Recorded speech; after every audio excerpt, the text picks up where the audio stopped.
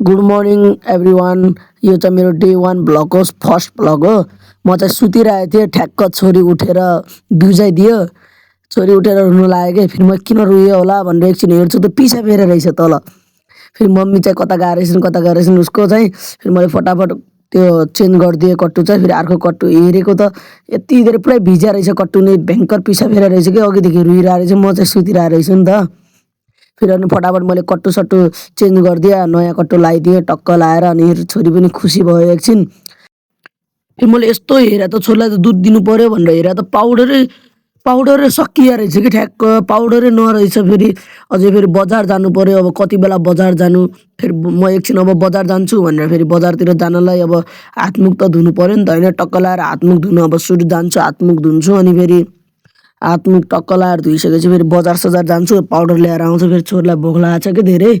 हिजो राति नै पाउडर त सकिएको थियो, सकिन त तर अलि थियो। खै अब पोखियो कि मुसाले खाइदियो कि खै के भयो रहेछ। अनि म कोलगेट बुरुस-सुरुस गरेँ। अनि फेरि टक्क अब चाहिँ जानु पर्ला भनेर टक्क अब बुरुस-सुरुस धोएर अब चाहिँ मेरो यो चाहिँ कुखुराको फारम हो होइन गाइस। अनि म ठुलो त छैन, सानो फारम खोलेको छु। अब घर बसेर चाहिँ के गर्नु भनेर यतिकै कुखुरा-सुखुरा ल्याएर यहाँ गर्छु मैले। अलिक कुखुरा ल्याएको थिएँ, आधी चाहिँ मऱ्यो अनि आधी 100वटा जति होला। फेरि कुखुराको फर्म अब सफा गरेँ, कट्टा-हट्टा त्यतिकै बिछाएको थियो कि त्यो गन्दगी थियो। अनि फेरि यस्तो चारो-सारो अब हालिदिनु पर्यो भनेर चारो अब हालिदिएँ। अनि फेरि झाडु मार्न लाएँ आफ्नो, अब झाडु-सारु मार्नु पर्यो। धेरै हग्छन् के यो, अब ब्रोइलर कुखुरा त होइनन्, कोइलर कुखुरा हुन् के। मतलब अन्डा धेरै पार्छन् गरी कि यो कुखुराको नामै थाहा छैन मलाई चाहिँ, तर है धेरै अन्डा पार्छन् गरी यो कुखुराले। त्यही भएर पुरा झाडु पुरै गु धेरै हग्छन् कि यिनीहरूले। फेरि झाडु-सारु मारेँ टक्क लाएर होइन, धेरै गन आउँछ कि फेरि गन पनि यस्तो आउँछ अब के भनौँ अब म। अनि फेरि यो भिडियो चाहिँ अलि लामो हुनसक्छ होइन गाइजहरू होइन, भ्लग सबैजना लास्टसम्म हेरिदिनु होला होइन। त्यही हो होइन। अनि यो फोहोर-सोहोर सब जम्मा गरेँ। अब अर्को कोठाको पनि थियो क्या, अब उतापट्टि पनि छ कि, यतापट्टि मात्रै होइन। फेरि यतापट्टिको पनि झाडु मार्नलाई तयारी भएँ। यतापट्टि त झन् उतापट्टिको भन्दा फोहोर रहेछ क्या बेसी। अब पानी पनि दिनु पर्यो भनेर पानी-सानी म लिएर जान्छु अब होइन। उता कुखुराहरूलाई चाहिँ उता भगाइदिएँ कि म सबैलाई एउटा ठाउँमा कट्ठा गरिदिएँ उता। यता आएर दिमाग खराब भने उता बाहिर जान्छन् कि फेरि पानी-सानी यहाँ राखिदिएँ। अनि फेरि चारो पनि ल्याउन जान्छु। अब चारो पानी एउटा पानी धन्ने पोखिन लाँदै के, पोखिन चाहिँ पोखिएन। अब पानी चारो त्यहाँनिर राखिदिन्छु होइन। अनि फेरि अब हात धुनु पऱ्यो, अब त भइसक्यो कुखुराको काम चाहिँ सबै होइन। अब हातसात धुनु पऱ्यो साबुन पानीले। फेरि बुढीलाई पनि भोक लाग्यो भनेर आएको थिएँ कि अब बुढी छोरीलाई हेरिरहेको छन्। त्यहाँ आज दुध छैन क्या, मतलब पाउडरवाला दुध छैन, त्यही भएर गाह्रो छ। अनि फेरि हात साबुन पानीले धुएँ, खुट्टा-सुट्टा धुएँ राम्रोसँग। अनि फेरि टक्क अब चाहिँ म चाहिँ भान्सातिर लाग्छु गाइज होइन। अब नास्ता बनाउनु पऱ्यो बिहानको अब होइन। त्यही भएर नास्ताको तयारी अब होइन। अब प्याज-स्याज काट्नु पऱ्यो। अनि अघि नै मैले प्याज चाहिँ छिल्न चाहिँ छिलिसकेको थिएँ, अब भिडियो लामो हुन्छ भनेर। अनि फेरि प्याज-स्याज काट्न लाग्छु, तर प्याज के भनौँ अब यस्तो लाग्छ कि अब आँखामा अब कुरै छोडिदिनु के।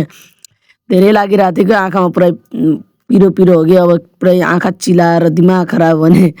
फेरि प्याज-स्याज अब पुरै मतलब छोटा-छोटा बनाएँ कि सानो बनाएँ।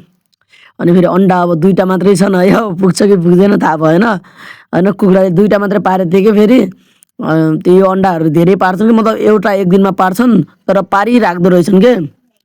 कति कमसेकम 250-300वटा पार्दो रहेछन्, पार्न चाहिँ पारिराख्दो रहेछन्। अनि फेरि अन्डा मैले फुटाउनु सुरु गरेँ मजाले लाएर। फेरि त्यो प्याज पनि हालेँ त अन्डै नपुगिरहेको, फेरि अन्डै पुगेन। फेरि भाइलाई मैले जाऊ त भनेर एउटा अन्डा ल्याउन पठाएँ क्यामेराम्यान भाइलाई। अनि ट्याक्क एउटा अन्डा ल्याएर आइन्, टक्क यो अन्डा पनि फुटाएर मैले त्यसमा हालिदिएँ। अनि फेरि ठ्याक्क अहिले चाहिँ अलिक पुगे जस्तो लाग्यो कि, अहिले चाहिँ फेरि अहिले चाहिँ अलिक पुगे टाइप जस्तो लाग्यो। फेरि टक्क अब मिक्स गर्नु पऱ्यो। नुन हाल्न बिर्सेँ रहेछ, अनि नुन पनि हाल्न सुरु गरेँ टक्क लाएर होइन। भिडियो चाहिँ लामो हुन्छ होला गाइज, मेरो फर्स्ट भ्लग हो, सबैजना लास्टसम्म हेरिदिनु होला, माया गरिदिनु होला। ल अब धनिया-सनिया पनि ल्याएँ कि अलिकति, अब बारीमा रहेछ अलिकति धनिया। अनि फेरि त्यसमा तेल-सेल हालेर टक्क ट्याउमा के फ्राई बिनमा तेल हाल्छु। यो नि मामाले किनिदिनु भएको थियो फ्राई बिल चाहिँ, उहाँ विदेशबाट ल्याइदिनु भएको थियो कि। अनि फेरि ल अन्डा-सन्डा अब राखेँ टक्क आएर होइन। अन्डा पुरै प्याजै प्याज भएको छ क्या अन्डामा पनि, पुरा हेर्नु न पुरा प्याजै प्याज भएको छ। अन्डा कम प्याज धेरै भएको छ होइन। त्यही पनि भइहाल्छ होइन, बिहानको नास्ता त हो, खानु त हो, दिन कताउनु त हो गाइज होइन। अब गरिब भएपछि त्यही हो। अनि फेरि बुढीलाई बुढी चाहिँ भोक लाग्यो अघिदेखि भन्न आँटिन् कि फेरि अन्डा दिएँ। अनि छोरीलाई म समात्छु देऊ न, अघिदेखि मैले समातेको छैन भने। 3-4 घन्टा भएको थियो कि मैले छोरीलाई नसमातेको, कामसाममा व्यस्त भएको थिएँ नि त। अनि छोरी चाहिँ सुतिसकेको रहेछ कि, अनि छोरीलाई एकछिन समातेँ यत्तिकै होइन। छोरीको त फेरि मलाई लास्ट माया लाग्छ, फेरि कुरै नगर्नु के फेरि छोरीको त फेरि टक्क बुढी